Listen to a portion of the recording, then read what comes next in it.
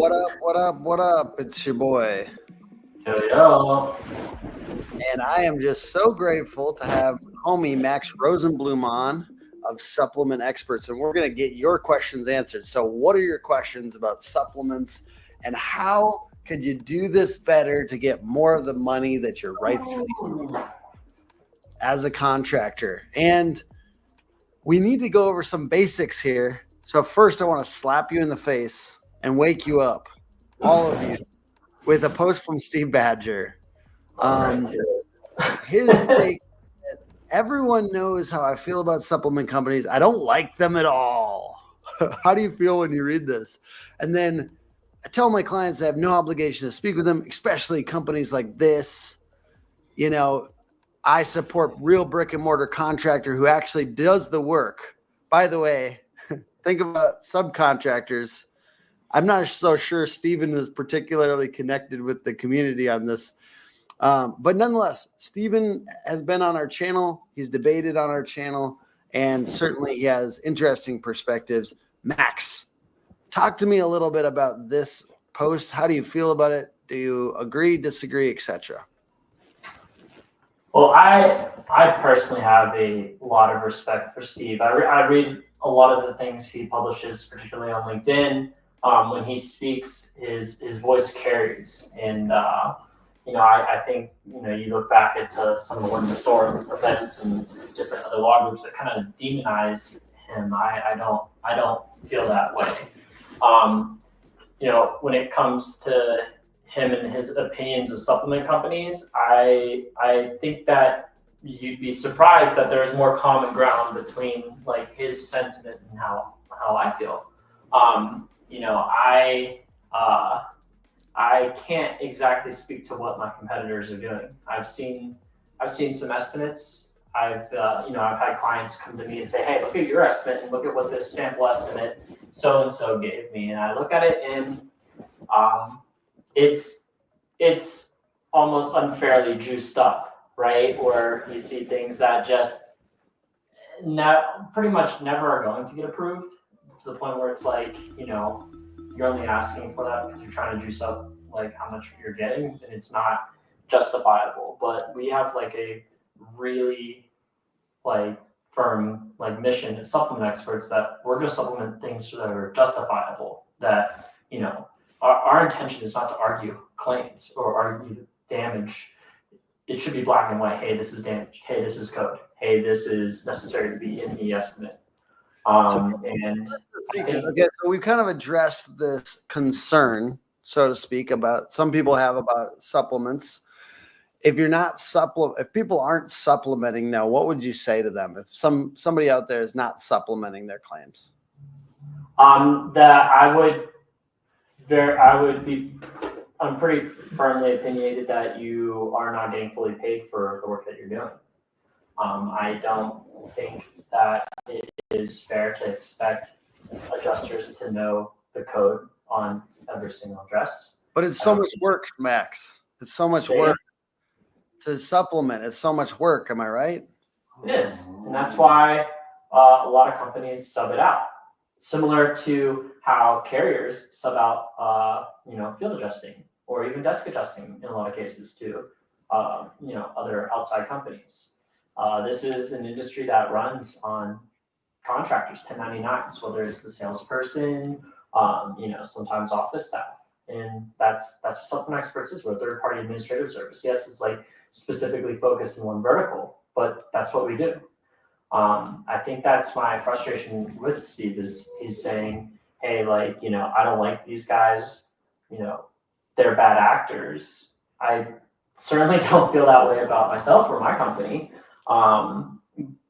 But okay, so I believe you, and I believe that people should be supplementing. I mean, no offense. Like sometimes it's like if the insurance guy says don't do it, I'm like, I'm gonna look at it a little bit more. If they tell me not to, because the thing is obviously they're arguing for they want it to be done after the initial bite, right? Also at the same time, if the numbers are where they need to be, or the items or the things that you're doing are getting paid for, and there isn't more really to supplement for, like, I'm not for throwing shit at the wall and just hoping it sticks. Like, I want it to be justifiable. Hey, like this estimate is eight line items, and it's hundreds of dollars a square less than it needs to be for a roof in this area. Then yeah, obviously supplement it. But sometimes you get these adjusters who are really thorough. They write these 15, 20 line roof estimates, like where it's good. Like throw it, slam that thing into production, build it, and then collect on it. You don't necessarily need to go to supplements on every single job. And I think we have, I know we've had some frustration with clients before where it's like, hey, supplement this job, and it's like, well, there's really nothing to get here. And I think that's part of growth in business, is being able to turn away business that isn't good business, right? So that's kind of the difference between you and some supplement companies, where you want it to be justifiable, and you're definitely concerned about that. Like, and you want to do the right. We need it to be justifiable. That's our mission, right? That being said, talk to me about things that people don't supplement that they should be supplementing. Like, what are some things like you're like, this is a secret everyone needs to know to do? Like, basically, like people that aren't doing this are leaving money on the table. So I'll cover a couple that are money that is money on the table that people are definitely leaving, that they should be getting. I'll cover one that is potentially, like, it's dependent on code in that area, but is a good service to your homeowner. And then I'll talk about how it all ties together with a final point. So the IRC calls for what's called a kickout diverter at the end of wall flashings, the end of step flashing, where it's a piece of metal that directs water away from the end of the wall. You spend a little bit of time looking at what it is and what it does. I mean, most roofers on here, like, or that watch this, should know exactly what I'm talking about. Put kickout flashings instead of a cricket in front of, like, those posted. No, like a cricket's different. But like, I'm talking, like, say you have a dormer, okay, on the roof, or like a roof that goes like down along a wall, okay. There has to be a piece of metal that directs water away, that's running along it, okay.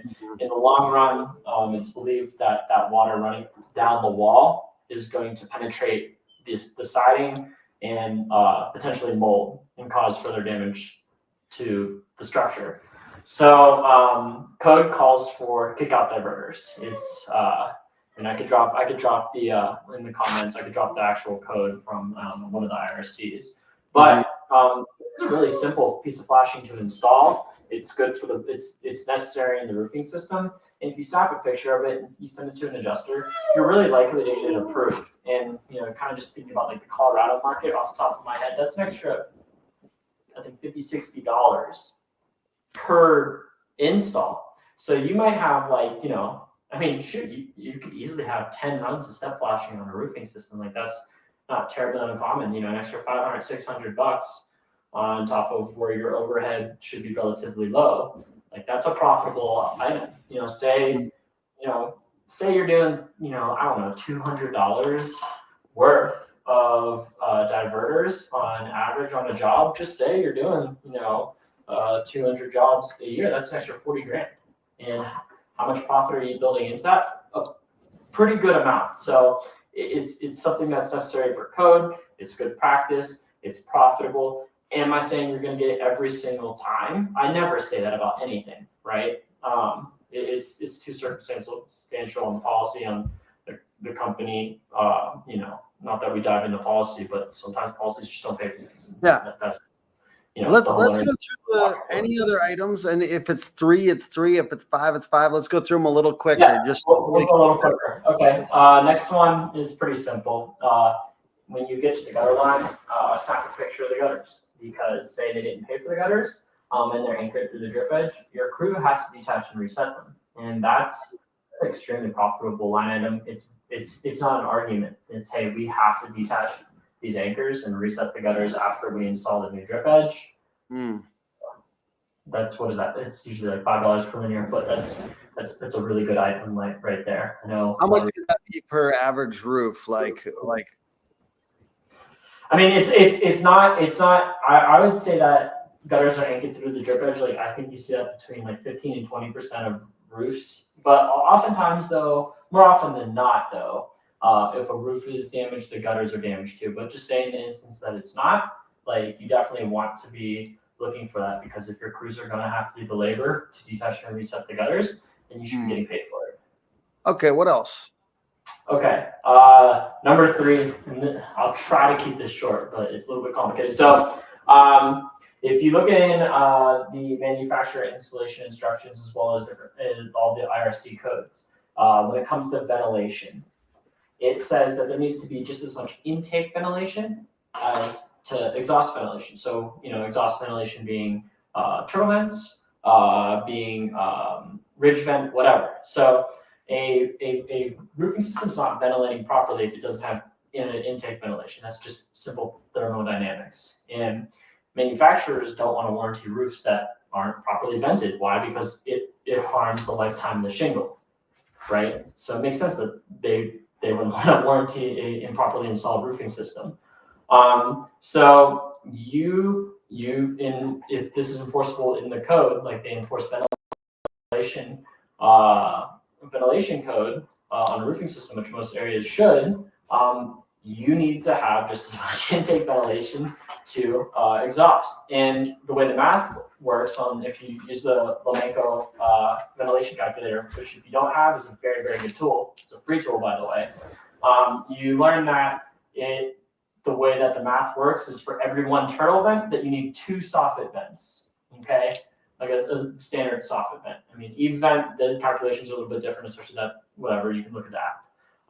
But that's a good item right there. It's an expensive thing to do. But most importantly, it's gonna make your homeowner's house more comfortable for them. I can give a really good example for this. I helped one of my local contractors do some of the houses in my neighborhood from a hailstorm last year. I mean, I started in this industry selling roofs. I have a neighbor behind me who doesn't have central air. And this is in Denver. Denver regularly gets over 90 to 100 degrees in the summer now. She had no intake ventilation, so we did eve vent on both sides of the house. And a week later after we did the install, I reached out to her and I was like, hey, how's the roofing system? I told her about the ventilation and I said it should make a really big difference, because she said, we don't go upstairs to the second floor during the day in summer. And she told me that she was able to spend every day upstairs, no matter how hot it was, with just the swamp cooler running in the house downstairs. So it makes a huge difference for your clients. It makes the roofing system better. And you make money off of it. It needs to be done, in my opinion. So, and you can supplement for it if it's enforceable by code. So, that's a good item. But so what are you seeing percentage-wise? What are you seeing percentage-wise? Your guys' supplements sometimes move up like jobs. Like, what's like a reasonable percentage? Is this like a 15% point? Can it create 15% more profit in some cases, or what's an average? Yeah, I mean, or 15% more. That's like a question that everyone fairly asks. And for me, like I have the data, but it's so skewed by the circumstance. It's so hard to tell. I think it's reasonable to expect a 15% increase in a roofing system.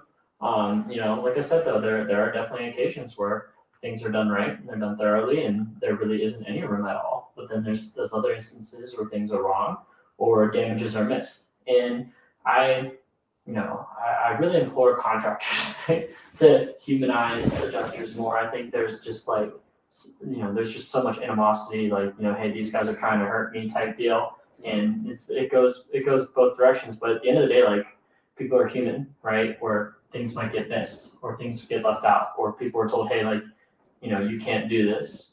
But if you are organized, you are prepared, and you document well, you should be able to get the damages, things that are damaged properly paid for, that you are going to need to repair or replace.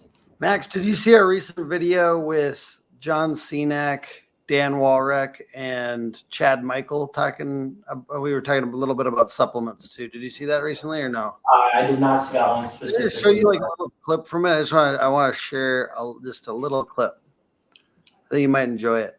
It's pretty sweet. Well, I think the biggest problem that insurance or restoration contractors have as a whole, including especially roofing contractors, is they have their own opinion about what the estimate should be for the repairs, okay? And the insurance adjuster has their opinion about what the estimate should be. All of these things should be happening. The supplemental process, meaning hashing out the differences, right? The adjuster and the contractor hashing out their differences, really trying to get together and work out their differences before making the repairs. Let me be clear about that. So if anybody is a prediction of the future, that's all it is, right? You have the contractor's prediction of the future, their estimate, versus the adjuster's prediction of the future, right? And contractors are like, I want that $30,000 job, but it should really be 40. My response to that adjuster is, well, I was hired as the contractor to perform all repairs that are prescribed by you. I think it's going to take more than that, okay? But I'm going to give it a shot doing it the way that you've prescribed it. And if something comes up, we'll let you know, right? So go ahead and send that money. I think just wanted to give you a little sneak preview. That's a video we spent a good amount of time on, and obviously Chad Michael to me is the man. He travels all around the country, and hey Brandon, what's up, dude? Just want to say hey. We're kind of traveling with him a little bit. He's a great guy to know, by the way. Chad Michael, he definitely is an advocate for supplementing. So if somebody wanted to pass off their supplements to supplement experts, where can they go, and what does the beginning of the process look like? Yeah, so they can start on our website, www.supplementexperts.net. They can reach out to us via email, info@supplementexperts.net, or they can call us directly, 720-541-9679. Our process, like as far as it goes for onboarding, is we feel each other out, meaning us and our potential clients, because not everyone fits what we're doing. Not everyone has the same belief system of the process, so on and so forth. But if there's a good mutual fit, we onboard you, meaning we get you in our system, we get everything squared away, we hand you off to account management. They coach you as well as your team as to our process, our system, and stuff like that. And then we get going on files. And in general, that starts with estimate writing. So, yeah. Awesome, man. Max, is there anything else you want to say on this topic of supplement secrets before we go? I know I kind of like abbreviated some of your points. Is there any last bits? Yeah, there is. I kind of wanted to touch on that. Just last thing. Just Chad, right? That was speaking. I think you need to all just the different this is great. He said an estimate, right? We're estimating that's what it's going to take. There's a final invoice. So what we do is make this our whole again if we're doing an insurance repair. And I think people like getting things are. Hey, Max, Yeah. I'm sorry, I'm getting kind of like a choppy audio from you. I don't know, it's kind of going in and out. So if that continues, I just want to wrap it up so that I don't want to make the end of the video too choppy. And if it's on my side, I'm sorry about that. I did just get rid of all my other windows. I like to use my computer where I have 100 windows open, so that might be my fault. I'm sorry about that. You're still choppy for me, so I'm gonna wrap it up. When you have 100 windows open in your business, when you're trying to do everything and you don't get help from the experts, you may not get the amount of money that you should get for your insurance claims. So work with experts. Work with the supplement experts, supplementexperts.com. Thank you again, Max, and thank you for being an amazing partner. Appreciate it, everyone.